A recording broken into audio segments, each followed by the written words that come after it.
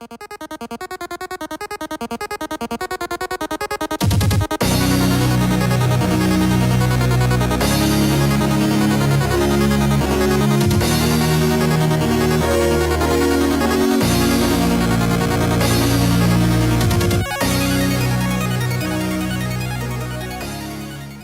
everybody, and welcome back to another Mail Time. I am your host, Mr. Bevers. Today we have two pieces of mail.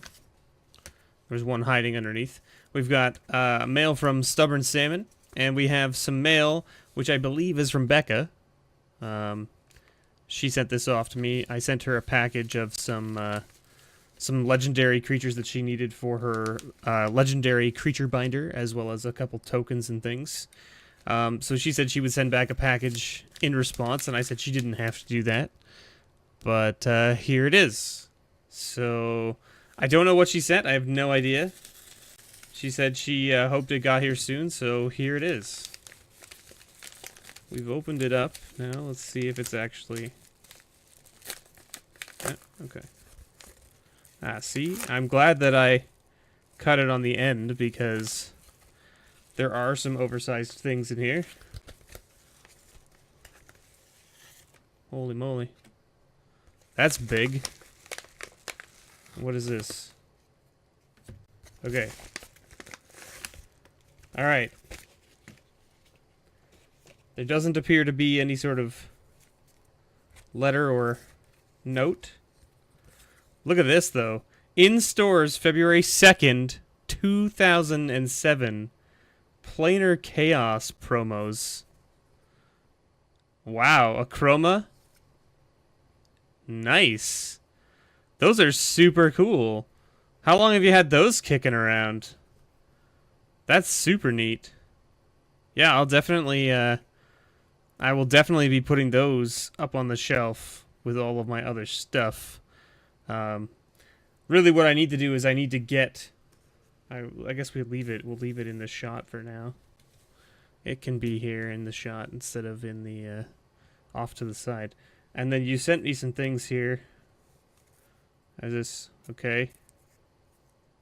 Just sent me a bunch of random stuff, so we'll start with this one since you all saw that first card. We got an Alive and Well. I told her that I had a green-white cat token deck, so most likely that's what we're going to see here, I'm guessing. Because Alive and Well is very much for a creature token deck. Oh, Canopy Vista. Wow. Becca, you've gone... Wow, and a Godless Shrine. Jeez, Becca, what are you doing? A Johnny's Pride Mate? Oh, man, that is super cool. Okay, so I remember this card. I remember the 3/1 Cat Rebel for 2.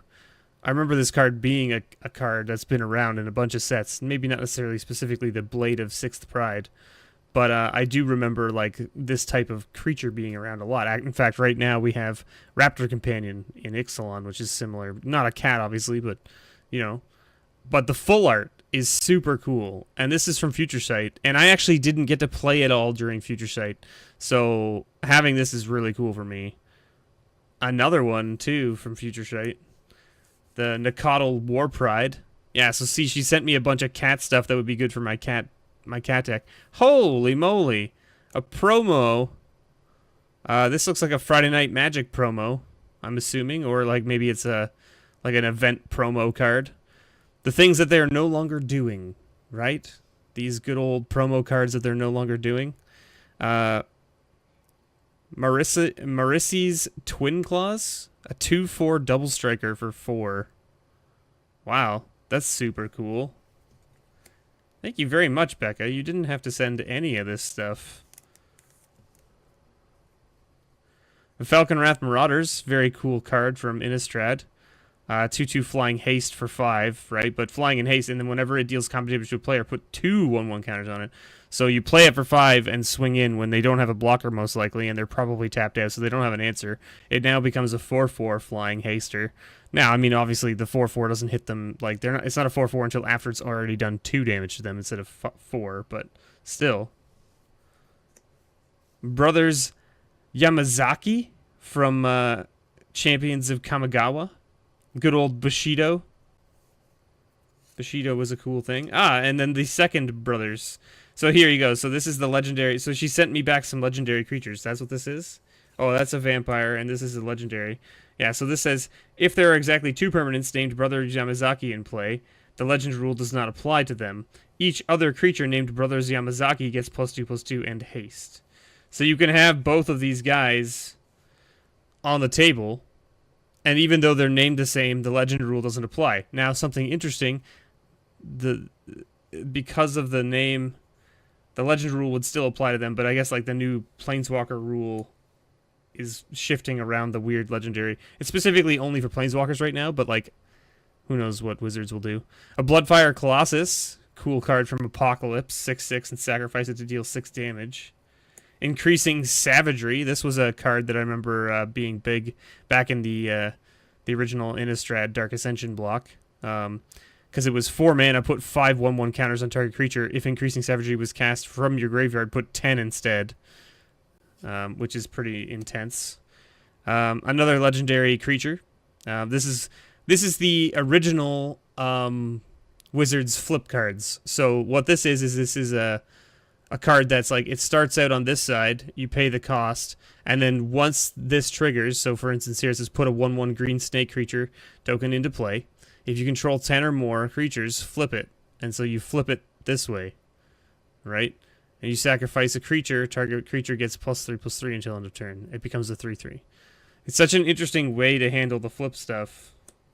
We had a Tidebinder Mage. Very good for Merfolk decks, probably. I'm assuming this will be an up-and-coming player in the new Merfolk archetypes that we're going to see. Guild, of course. Very good for your pirates, right? Makes a mana of any color. It's basically like a treasure, only it's gold instead of a treasure. Bushi, Tenderfoot, another flip card that turns into a legendary creature. And a Shivan Reef. Wow.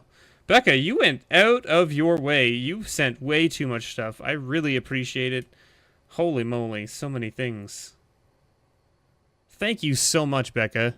I mean, you are a cut above. You are a cut above. Thank you so much. I'm going to put all of this to the side so that I don't get it mixed up with what Salmon sent. We'll see, let's, cut it along here. There we are.